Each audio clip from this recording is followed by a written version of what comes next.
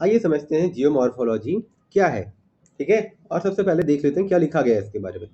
The science that analyse, science ऐसी विज्ञान जो एनालाइज मतलब विश्लेषण करती है, डिस्क्राइब वर्णन करती है, द ओरिजिन मूल उत्पत्ति या सोर्सेस, इवोल्यूशन विकास, फॉर्म मतलब ढांचा, क्लासिफिकेशन जो क्लासिफिकेशन होता है बंटवारा होता है, या फिर जो भी अलग अलग तरीके से हम लोग कोई भी चीज़ को क्लासीफाई करते हैं, बांटते हैं अलग अलग प्रॉपर्टीज के लेवल पे या कैसे भी।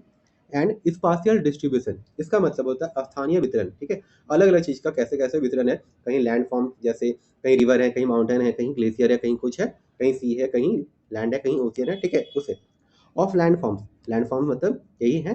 ठीक है, स्पाशियल डिस्ट्रीब्यूशन स्थानीय वितरण, और लैंड फॉर्म मतलब ये जो फीचर्स हैं फिजिकल फीचर्स अर्थ के, जैसे माउंटेन है, लैंड है, ग्लेशियर है, रिवर है, ओशियन है, सी है, पॉन्ड जो भी है, इज नोन एज जियोमॉर्फोलॉजी। उसको क्या कहते हैं हम? जियोमॉर्फोलॉजी।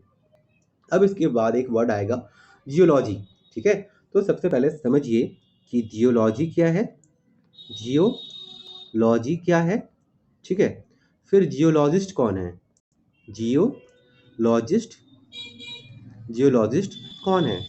ठीक है, फिर देखेंगे कि जियोलॉजी जियोलॉजिस्ट, जियोमॉर्फोलॉजी क्या है। ठीक है ना, जियोमॉर्फोलॉजी क्या है, जियोमॉर्फोलॉजी क्या है,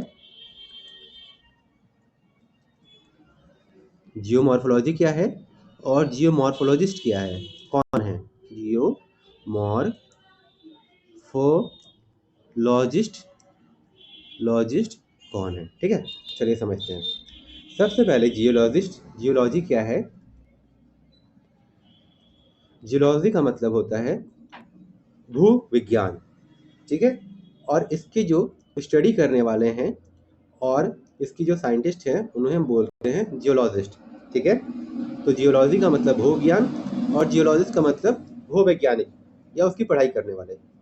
फिर जियोमॉर्फोलॉजी का मतलब क्या होता है और जियोमॉर्फोलॉजिस्ट का मतलब क्या होता है, इनमें क्या फ़र्क है। तो जियोलॉजी का मतलब हो गया भू विज्ञान, जियोमॉर्फोलॉजी का मतलब हो गया वो विज्ञान जिसमें हम लोग सिर्फ अर्थ के सरफेस पे जितने लैंड फीचर्स हैं, जैसे कि माउंटेन रेंज, माउंटेन है, हिल है, प्लेटू है, प्लेन्स है, ठीक है, लैंड है, वैली है, ठीक है, उनके बारे में जो विज्ञान है और कैसे उनका विकास हुआ या बदलाव हुआ थ्रू रिवर वाटर, या जैसे भी उनका बदलाव हुआ, चेंजेस आए, उस स्टडी को हम क्या बोलते हैं? जियोमॉर्फोलॉजी।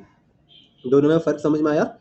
जियोलॉजी मूलतः अर्थ के बारे में मतलब भू विज्ञानी के मतलब भू विज्ञान है टोटली, जिसमें अर्थ के सारे पढ़ाए जाते हैं। उसमें से एक पार्ट निकलता है जियोमॉर्फोलॉजी, जिसमें हम लोग सिर्फ क्या पढ़ते हैं, एक पार्ट है जियोलॉजी का जियोमॉर्फोलॉजी, इसमें हम लोग सिर्फ ये पढ़ते हैं कि जो लैंड फॉर्म्स हैं अर्थ के सरफेस पे, ठीक है, और उनका बदलाव कैसे हुआ या चेंजेस उनमें कैसे आते हैं, ठीक है, थ्रू रिवर या कैसे भी कुछ भी जो बदलाव आ रहा है उनमें, वो जियोमॉर्फोलॉजी है। अब इसकी पढ़ाई करने वाले को या इसके साइंटिस्ट को जियोलॉजिस्ट बोलते हैं। ठीक है, और जियोमॉर्फोलॉजी के पढ़ाई करने वाले को जियोमॉर्फोलॉजिस्ट बोलते हैं। चलिए, अब हम देखते हैं the interior of the earth की, अर्थ की इंटीरियर में क्या है, अर्थ के इंटीरियर में मतलब अंदर क्या है।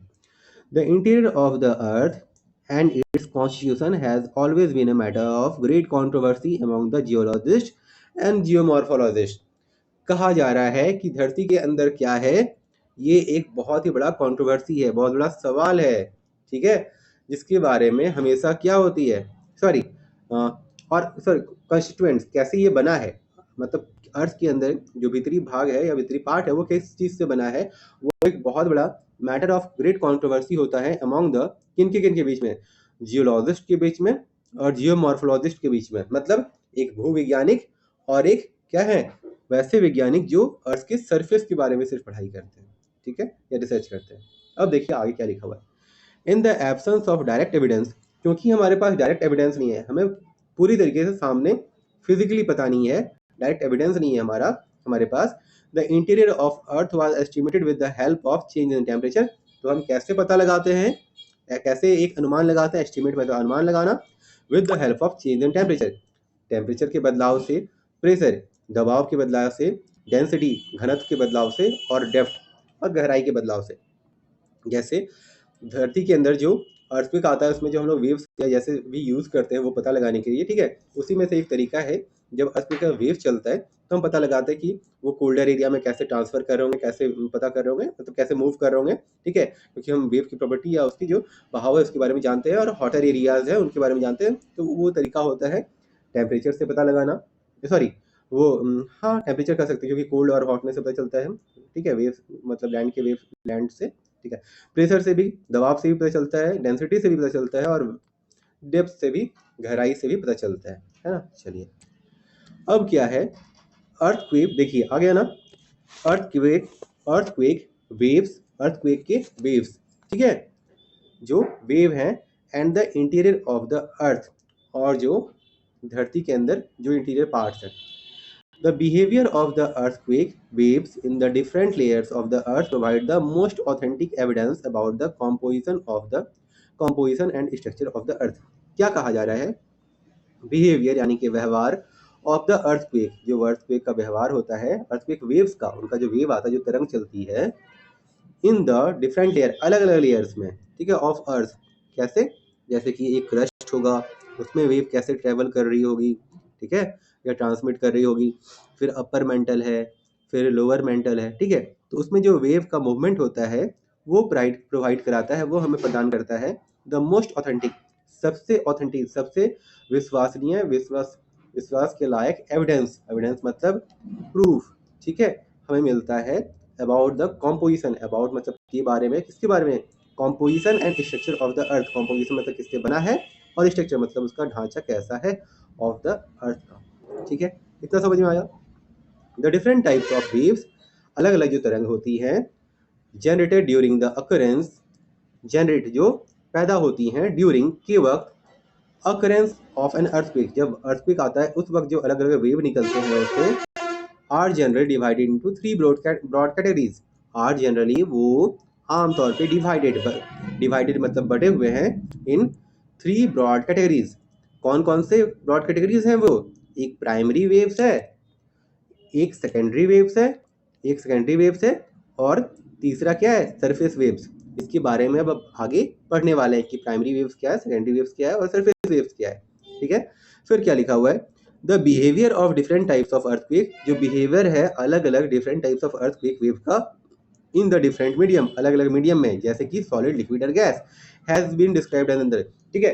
तो अलग अलग जो हमारा लेवल है, ठीक है, और उसमें जो क्वालिटी मतलब उसमें जो प्रॉपर्टीज होते हैं वेव्स के, उसके बारे में हम लोग को पहले तो पता है, हम लोग वो अपने एक्सपेरिमेंट से पता कर सकते हैं कि कैसा कैसा मतलब उनका होगा, कि मतलब कैसे वो ट्रांसमिट होते होंगे, कैसे ट्रांसफर होते होंगे एक पार्टिकल से दूसरे पार्टिकल, ठीक है। तो हमें पता चलता है सॉलिड, लिक्विड, गैस का प्रॉपर्टी हम ऊपर में एक्सपेरिमेंट करते हैं। फिर हम उसके बारे में, जब वेव के बारे में अच्छी तरीके से जानते हैं, तो अर्थक्वेक वेव हमें बताती है कि ये कैसे कैसे नीचे, मतलब अर्थ के नीचे काम कर रही है, कैसे ट्रांसमिट हो रही है, और उससे हम पता लगाते हैं सॉलिड, लिक्विड अंदर जो गैसेस कॉम्पोजिशन है, कंस्टिट्यूएंट्स है अंदर में, ठीक है। चलिए अब आगे देखेंगे हम लोग प्राइमरी वेव्स, सेकेंडरी वेव्स और कौन सा है, सरफेस